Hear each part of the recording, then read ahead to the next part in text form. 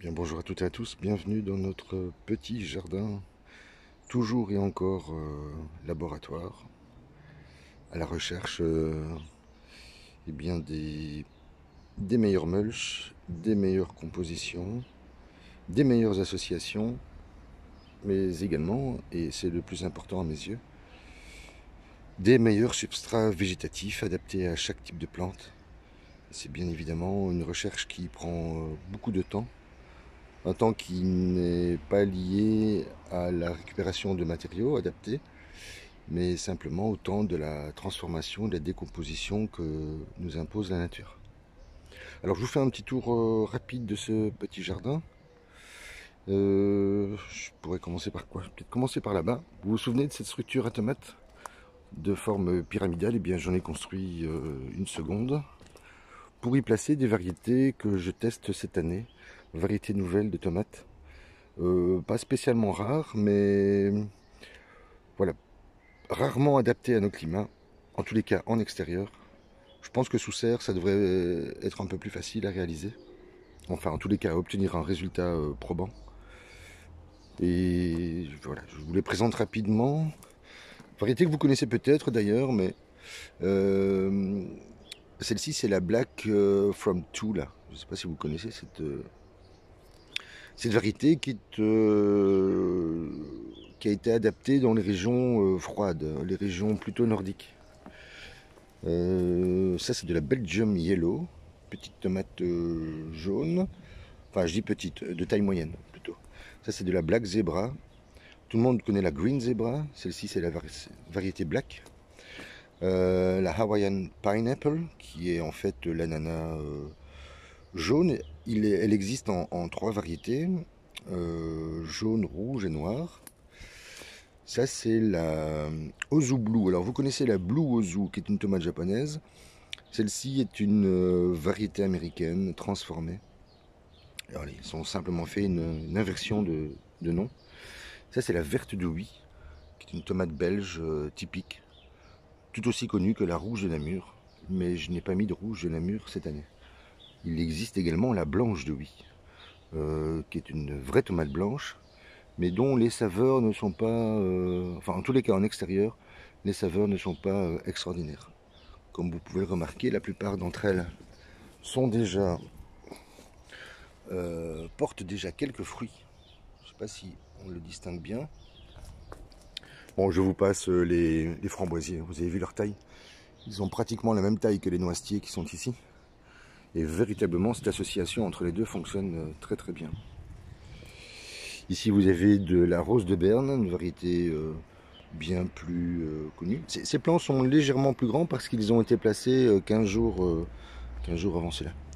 Là, nous avons de la noire de Crimée. Tout le monde connaît la rouge de Crimée, mais la noire de Crimée est vraiment une tomate très intéressante. Ici, nous avons de la Green Zebra, dont je vous parlais précédemment. Ici, nous avons de la rouge russe. Donc, tout le monde connaît la noire russe, mais la rouge est un peu moins connue et pourtant elle est exceptionnelle à mes yeux. Ici, nous avons de la cornue andine. Et ici, nous avons de l'ananas noir. Donc, vous la connaissez en rouge et en jaune, plutôt orange. On l'appelle la jaune. Et celle-ci, c'est la variété noire. Et j'attends beaucoup d'elle. J'en ai d'ailleurs placé également ici, protégée par cette petite structure, mais qui a de très nombreux défauts. Notamment celui-ci, la structure n'est pas très solide. Et dès qu'il y a un peu d'eau, parce que le pendage n'est pas très important, et dès qu'il y a un peu d'eau, eh bien, vous voyez ce qui se passe. Au passage, je vous montre les céleris placés en octobre dernier. Moi, je pense que c'est pas une mauvaise solution, tout comme ici. Et leur taille, hein, on atteint facilement le mètre. Les choux, ça se passe plutôt bien. La rhubarbe a repris de la vigueur puisque nous avons eu 3 jours de pluie. Et évidemment, l'ensemble du jardin, c'est l'ensemble des plants se sont mis à grandir. Alors d'autres variétés que vous ne connaissez certainement pas, ça c'est la Maestria, qui va donner de très belles tomates rouges, au goût très suave. Ici vous avez de la Lemon Boy, qui est une tomate jaune, une variété que l'on trouve en Belgique. Là ce sont mes expériences avec mes plants anciens Ça c'est la H8, j'ai la H7, la 9 et la 10. Voilà, pour l'instant les plants sont en bonne santé, malgré le risque un peu inconsidéré que j'ai pris cette année, à savoir que j'y ai placé un mulch de paille très comment dire, un crottin de fumier de cheval très pailleux. Et alors je prends évidemment le risque d'avoir des excès d'azote. Mais voilà, chaque année mérite qu'une nouvelle expérience soit menée. Et voilà, pour l'instant, je veux dire que les plants sont plutôt vigoureux. Ici, nous avons de la citrine. Je ne sais pas si vous connaissez. La couleur s'apparente à la Lemon Boy ou à la Lemon Juice que j'avais testé l'an dernier, mais dont j'étais un peu déçu. Enfin, l'année passée était évidemment une année un peu particulière. Vous voyez qu'elle porte de nombreuses fleurs et de nombreux fruits sur ce bouquet. Voilà, c'est une tomate de laquelle j'attends énormément de goût. Alors je ne suis pas certain d'avoir le goût cette année, mais en récupérant les graines, je crois que je peux l'améliorer pour les années à venir. Ici nous avons de la noire de Crimée qui se porte très bien. Voilà, les premiers fruits sont là, un peu partout d'ailleurs. La noire de Crimée et jaune ananas que j'aurai en quantité, je pense, cette année.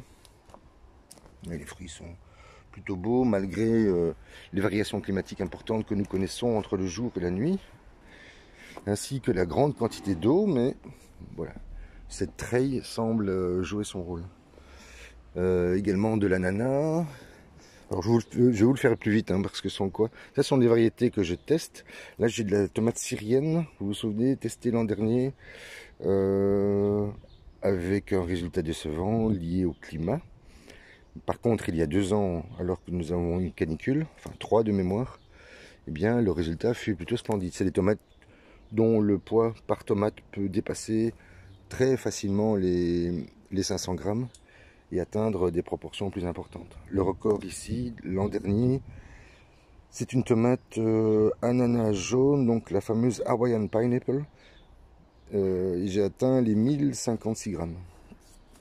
Voilà, de la merveille des marchés, parce que ça c'est une tomate commune, facile à réaliser, avec lesquelles on peut faire d'excellentes sauces tomates. Toujours de l'ananas. Alors je teste des variétés également indigènes, mais également exogènes. Notamment la beauté blanche qui est là. Et voilà, pour laquelle je teste cette année cette variété, et voilà, en espérant qu'elle soit voilà, à la hauteur de mes espérances. Ici j'ai de la Crimée, j'ai de la Marmande ici, et alors là-bas j'ai de la cœur de bœuf principalement, voilà, destinée à notre consommation et non à la vente, hein. Vous savez que dans ce petit jardin je ne vends rien, je distribue généreusement mes résultats de production. Alors vous verrez que alternativement entre chaque plant de tomate, de ce côté il y a des haricots, la variété Ferrari, qui sont des haricots verts extra fins, et devant j'y ai associé alternativement des poivrons et des aubergines. Alors il y a à peu près 9 variétés de poivrons différents et la même chose en aubergine. Alors je vais accélérer un petit peu, vous voyez les brocolis sont en train d'arriver.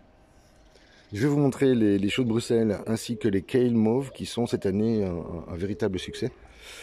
J'ai fait la dernière récolte de fraises avant-hier, j'ai encore récolté 1 kg sur 3,60 m avec un goût exceptionnel. Donc je vais commencer à m'occuper des stolons pour réaliser une nouvelle fraiserie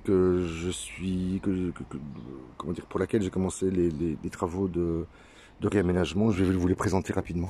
Je vais quand même vous montrer ici les tomates placées au mois de mars. Bien voilà ce que ça donne. Vous voyez, plus d'1,50 m de haut, pour laquelle j'ai eu quelques soucis. J'ai donc décidé de modifier la base parce que j'ai découvert un nouveau mulch. C'est de la nourriture destinée aux chevaux. Vous voyez, en moyenne, les paillettes font 5 cm de longueur. Elles sont associées à des boulettes compressées de paille. C'est pour donner un peu du croquant, je pense, aux chevaux. Voilà, associé avec des basiliques et quelques salades, mais j'ai retiré la plupart d'entre elles parce que j'ai eu des attaques de pucerons, attaques importantes de pucerons, et pour lesquelles j'ai décidé de changer de méthodologie, à savoir, je les traite avec le petit réservoir qui est là de 2 litres, avec du savon noir, de l'eau, ainsi, et maintenant j'y ai ajouté de l'huile d'olive pour y donner un collant. Mais également une autre approche, une autre technique, comme vous pouvez le voir ici, ainsi que là. J'en ai vu une troisième ce matin. Voilà. Ouais, il devrait y en avoir d'autres. En fait, je récupère les larves de coccinelle. Ceci est une larve de coccinelle. Ne pas confondre avec la larve du dorifort. Et l'idée, c'est de les placer ici pour qu'elles se régalent des pucerons. Et bien, je veux dire qu'en 24 heures, j'ai solutionné mon problème. Donc, je les récupère un peu partout dans le jardin. Et je viens les disposer ici. Alors, les premiers fruits sont en train d'apparaître. Je vais vous les montrer. Voilà. Ici, il y a 3 tomates ananas et 2 tomates rouges de Crimée. Voilà, le basilic se comporte très bien. Il va falloir que j'en replace. Voilà. Mais ce mulch a un défaut. Enfin, me semble-t-il. Lorsqu'il est atteint par l'humidité, je vais vous montrer ça ici. Alors moi j'aime bien travailler avec les champignons, hein. Mais ici j'ai de grosses attaques d'actinobactères. Alors ça c'est dans le premier temps ils font des ifs, comme vous le voyez là, une sorte de voile transparent, qui est en fait un tissu. Voilà, il prend l'espace, il s'accapare l'espace pour le digérer. Et il va falloir que je revoie encore mon propos. Donc je vais quand même tenter l'expérience jusqu'au bout, quitte à perdre mes plans. Mais je pense que ça vaut la peine d'aller au bout de l'expérience. Alors vous remarquerez aussi à la base des feuilles, des taches jaunâtres sur ces feuillages. Voilà, ça, ce sont des attaques de champignons. Mais ceci est surtout le symbole d'un trop grand arrosage. C'est-à-dire que j'ai installé un petit système pour humidifier les plants, la base des plants, et un après-midi, toute une nuit, j'ai oublié d'éteindre l'eau. Mais alors, même si c'est un goutte à goutte, eh bien, imaginez ce qui a pu se produire. Et donc, dès le lendemain, sont apparus les premiers signes de faiblesse. Donc, depuis maintenant plus de 3 semaines, je n'arrose absolument plus. Et je n'arroserai plus jusqu'à la fin de la saison. Voilà, il me reste encore du basilic à placer en terre, parce que nous avons eu des journées très difficiles sur le plan climatique. Et ça va être le travail du jour de mettre en terre les persils et les basiliques. Tiens, vous remarquerez cette coccinelle jaune, voilà, que je découvre. Elles sont extrêmement rares. Et cette année, je ne sais pas pourquoi, j'en ai découvert une bonne vingtaine. Voilà, si vous les avez, préservez-les dans vos jardins. Elles sont fort utiles aux jardiniers amateurs que nous sommes. Voilà, ici je pense que ça devrait à peu près bien se passer. Alors rapidement, je poursuis. Vous voyez le romaringue, hein, qui est magnifique. Les tests de basilic fonctionnent finalement, hein. Avec ce mulch, donc j'avais énormément de mal à pouvoir le conserver, et puis j'ai décidé, tout comme pour la ciboulette, d'y placer ce fameux nouveau mulch. Voilà, moi j'ai observé tout de suite une reprise fulgurante des plants, mais il y a peut-être un autre élément, à savoir que nous sommes en phase de lune montante. Il est bien probable que l'attraction est générée chez ces plants un dynamisme, un biodynamisme, qui leur a permis de grandir dans de bonnes conditions. La salade japonaise, vous voyez, je ne la mange pas, je la laisse aux oiseaux qui viennent tous les jours déchiqueter quelques feuilles. Voilà, ça fait partie du partage. Quand on travaille en bio, il faut pouvoir accepter qu'une partie de sa production soit réservée au monde naturel. L'olivier se porte bien, il ploie un peu plus chaque jour sous le poids de l'eau, puisque nous avons eu de grandes quantités d'eau. Voilà, et les plants de tomates, ça se passe bien. J'y ai placé des poivrons et des aubergines. Voilà quelques salades grenobloises, qui sont excellentes. Voilà, 2 plants de tomates ici, et je suis en train de repréparer ce nouveau bac Et comme vous le voyez, j'y ai placé du carton pour le protéger des assauts de l'eau et de l'humidité. Alors je vous montrerai rapidement, parce qu'on pourrait parler des heures entières, mais je pense que c'est un peu inutile. Alors vous voyez que les concombres, ils ont énormément de mal. Voilà, des fleurs devraient venir avec le temps. Les plants de tomates, ça se passe bien. J'ai du mal à couper le persil, je le garde encore un peu, parce qu'il attire énormément d'insectes. Comme nous sommes dans le point central du jardin, je les garde pour qu'ils puissent rayonner autour de ce persil qui semble leur servir de base de décollage. Alors les kales, vous voyez, magnifiques. Enfin, magnifiques. Je considère qu'ils sont plutôt réussis cette année, sans arrosage, je le précise. Ce que vous voyez, c'est la rosée du matin. Mais il faut dire que nous avons eu 2 jours de pluie. Voilà. Ils vont être commencer à être retirés. Et à droite, vous avez les choux romanesco, ça se passe très bien également. Voici les choux de Bruxelles. Voilà, aucune technique particulière, sinon de travailler en association avec le mycélium. Et vous voyez la quantité de champignons qui apparaissent un peu partout, sous différentes formes. Mais voilà, je pense que ce serait une belle réussite. On devrait pouvoir les déguster à partir de la fin août. J'ai replacé une planche de haricots.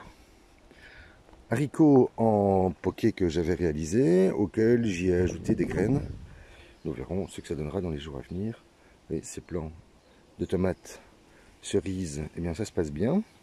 Différentes familles, je ne vais pas toutes vous les raconter. Un plan surprise, je pensais être une tomate géante africaine et en réalité je me retrouve avec des mini tomates. Tomatos cherry, il va falloir que je vérifie la provenance de ces graines pour pouvoir vous en dire un peu plus une prochaine fois. Les fèves, j'ai commencé à en retirer, elles sont plutôt de qualité, elles sont de belle taille. Voilà, encore une fois, une technique très simple, hein. Une bonne préparation de votre planche, réalisée en hiver à l'aide de compost, recouvert de ce fameux crottin de cheval très pailleux, avec énormément d'azote. Bien, vous voyez le résultat. Pas grand chose à dire. Alors ceci est une variété Norli. La particularité de ces mange-tout devenus des petits pois, c'est que si vous, parce que la récolte est très courte, hein, en quelques jours, et si vous ratez la récolte des mange-tout, eh bien vous faites une récolte d'excellents petits pois. Vous voyez la taille. Et voilà, ils sont extrêmement savoureux, ils sont très sucrés cette année. C'est vraiment un vrai régal. Ici aussi des attaques de pucerons, hein, cette année, c'est très particulier, puisque nous avons eu 3 mois de sécheresse. Là, il va être temps que je les retire pour pouvoir guider les plants de tomates qui ont été placés au mois de mars, pour qu'ils puissent enfin avoir accès à l'ensemble de la matière organique et qu'ils puissent se développer dans de bonnes conditions. Également des attaques de pucerons sur les courgettes. Ça c'est la Green Machina, qui sont des plants hyper productifs. Alors évidemment les toutes premières étaient toutes petites, je sais pas, rappelez-vous, à peu près de cette taille-là. Voilà, maintenant je m'aperçois qu'il y a quand même un phénomène de croissance qui se met en place. Donc j'espère pouvoir en récupérer quelques-unes de belle taille, mais nous en reparlerons. Voilà, il y a de la costes, il y a ou coste, il y a de la verte maraîchère, ce sont les 2 premiers plans. Voilà, toujours pas l'attaque de Idium, malgré les cadeaux laissés par les oiseaux. Donc voilà, il va falloir être vigilant. Qu'est-ce que je peux vous montrer encore? Ah ben les choux-fleurs, regardez la taille qu'ils ont pris. Voilà, je viens quand même d'avoir une attaque de limaces, mais je ne la traite pas. Pour quelle raison? Eh bien parce que ceci. Je ne sais pas si vous le devinez bien. Voilà. L'an dernier, j'ai complètement raté mes choux-fleurs. Cette année-ci, c'est plutôt une belle réussite. Toujours sans travail du sol, hein. Vous vous rappelez, la grelinette ne m'a servi que la première année à préparer les sols, à les fracturer, à les rendre plus meubles et à les aérer surtout, pour que l'eau puisse pénétrer en profondeur. J'avais placé des pommes de terre ici la première année pour fracturer le sol, et je veux dire que le résultat est vraiment à la hauteur. Alors je prépare une nouvelle planche, j'ai retiré les oignons. Pourquoi je vous montre ceci? Bien pour vous montrer la qualité du compost que j'utilise. Compost maison. Voilà, moi je pense que ceci est le gage d'une réussite. Et la planche devrait pouvoir fonctionner à peu près toute l'année. Cette planche-ci était également démontée et j'y ai placé différentes familles qu'on n'associe pas habituellement.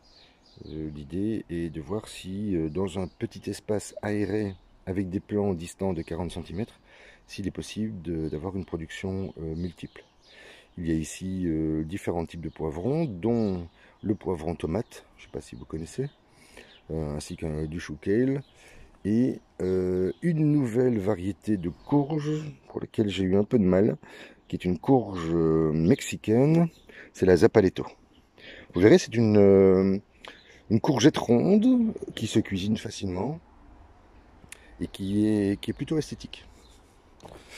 Alors dans cette planche, j'ai quelques soucis, les oiseaux viennent constamment me démonter ma planche. Avec les plants ont du mal à croître dans de bonnes conditions. Voilà, ici on vise plutôt une récolte en septembre. Alors vous voyez ces plants de tomates magnifiques à mes yeux, ainsi que le fenouil, je ne sais pas si vous devinez la taille. J'en ai déjà récolté un, il fait à peu près 1 kg, 988 grammes de mémoire. Alors ces structures ont été réaménagées, j'ai retiré les épinards, il m'en reste encore un peu ici. Ici une technique que je teste avec une bouteille d'eau, avec un tout petit trou d'épingle à 1 cm de la base, et donc l'eau reste en permanence dans le fond du bac, de la bouteille pardon, et l'eau reste tiède, et donc elle apporte un peu de chaleur au pied de la plante. Alors je ne sais pas si c'est une bonne idée, voilà, une nouvelle idée que je teste cette année, nous verrons avec le temps. Et ici encore une variété de maigraine associée à de la rouge de Crimée. Et ici j'ai de la noire de Crimée associée à de la tomate hawaïenne. Ici va venir prendre place une structure comme celle-là. Les pyramides à 4 branches, ici une pyramide à 3 branches. Voilà, l'idée est de voir si je pourrais économiser un peu de bois dans les années à venir, parce que si je développe ce système de pyramidal, il va m'en falloir en quantité. Et vous le savez, le prix du bois a augmenté, ce qui veut dire que les sociétés récupèrent ce qu'elles jetaient précédemment, elles les renvoient en centrale d'achat et ils commencent à les réutiliser. Donc c'est bien, il y a peut-être quelque part une bonne procédure pour préserver les matériaux présents sur notre petite planète. Et vous savez que c'est la seule, hein, il n'y a pas de plan B, malgré ce que certains racontent.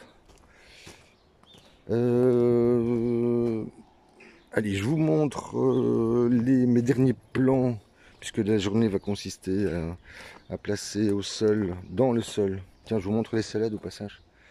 Bon, ça se passe très bien. J'ai démonté la planche des oignons, je suis en train de la préparer. Mais je vous laisse la surprise pour une prochaine fois. Sur votre droite, vous vous souvenez, les pommes de terre Obama? Eh bien, regardez ce qui s'est passé.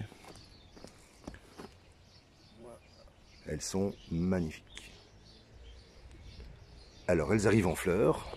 À mon grand étonnement, j'avais prévu tout ça pour dans une quinzaine de jours. Je ne sais pas si on le voit bien. On ne verra rien ici. Voilà. Là, on peut peut-être le deviner. Voilà. Elles n'ont absolument rien, aucune maladie. Et les fleurs sont présentes un peu partout. Ce qui veut dire que dans 3 semaines, sans doute, je vais pouvoir les récolter.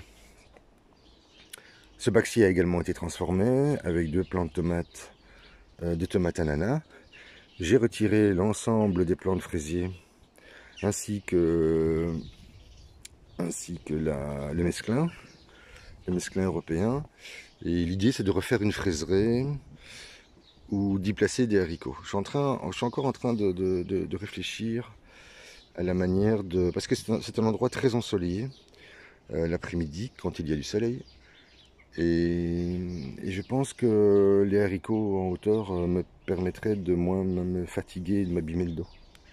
Le test avec les plants de tomates gourmandines dans un bac fermé qui n'est pas en contact avec le sol, à l'inverse de celles qui ont été placées là-bas, eh bien, apporte de beaux résultats. Seulement, Pour éviter des problématiques liées aux champignons cryptogamiques, j'ai cette petite serre que j'ai découvert dans une poubelle et qui me permet de protéger les plants de tomates, les plants de pommes de terre. Eh bien, moi je pense que c'est plutôt une réussite. Voilà. Et un jour j'avais oublié de la protéger et la pluie a fait son travail, à savoir qu'elle vient déchirer l'ensemble des plants. Voilà, nous reparlerons du goût de cette variété originelle bien d'ici quelques semaines. Alors rapidement, ici cette planche elle a été nettoyée également. J'ai retiré tous les mange-tout et les haricots. Et vous voyez, les plants de tomates placés aux alentours du 15 mars sont maintenant voilà, en pleine croissance. Vous vous souvenez que nous avions parlé l'an dernier de la physalis, qu'on appelle également le coqueret du Pérou. J'en ai replacé, mais je n'étais pas certain de l'expérience menée. Eh bien, je peux maintenant vous le confirmer. Le plan est ici. Ceci est le plan de l'an dernier. Oui. Et en le coupant simplement au collet. Donc ça, c'est la base de l'ancien plan qui faisait plus de 3,50 m, rappelez-vous. Eh bien, maintenant, je peux vous l'affirmer, le coqueret du Pérou repart. Malgré ce que j'entends sur Internet, hein, on entend parfois beaucoup de bêtises. Alors, ça c'est une partie des derniers plants qu'il me reste. Voici des plants de basilic qui avaient été rempotés, vous vous souvenez, à partir de ma planche de 127. Eh bien, alors je vous raconte pas l'odeur, hein, je le sens d'ici. Voilà, je pense que c'est plutôt une réussite cette année. Je pense m'être amélioré dans mon approche. Voici les plants de tomates qu'il me reste. Et cet espace va être transformé en un nouveau bar à salade. Voilà, ça va me demander une journée de travail. Mais j'attends que les matériaux que je suis en train de préparer dans les bacs à compost que vous voyez là-bas. Ce n'est pas une écurie, ce n'est pas une stalle à chevaux. Ce sont mes composts.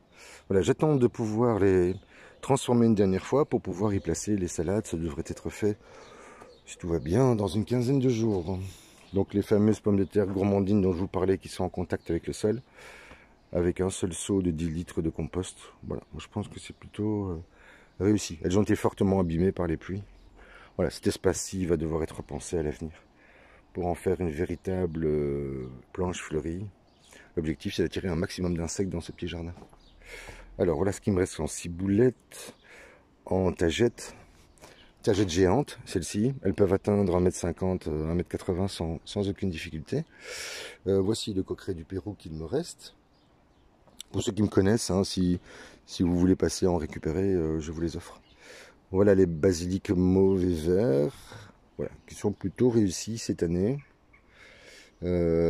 Toujours de façon naturelle, hein, produits en bio. Contrairement à ce que me raconte un abruti qui me soupçonne d'utiliser de la chimie dans ce jardin. Bon voilà, on va le laisser à sa réflexion. Je suis prêt à dialoguer avec lui et à lui montrer la manière dont je travaille. Voilà, je n'ai rien à cacher, contrairement à certains internautes qui vont acheter des plants dans les jardineries et qui vous expliquent avoir réussi leur semis. Voilà, ici tout est produit ici et tout est naturel. Ça, ce sont les dernières fraises qu'il me reste. Et que je vais très certainement placer dans un des bacs que je viens de vous montrer là pour refaire une nouvelle fraiserie pour l'an prochain. Vous savez que les plants, hein, tous les 2 ans, vous devez les changer si vous voulez être productif. Voici d'autres plants encore de tomates avec des variétés, je ne sais pas si vous les connaissez. Bon, on va peut-être pas en parler maintenant, il y en a tellement. Voici mes derniers plants de basilic et de persil qui vont prendre place dans ce petit jardin. Aujourd'hui, si tout va bien. Voilà, je vous souhaite une belle journée et je vous dis à très vite.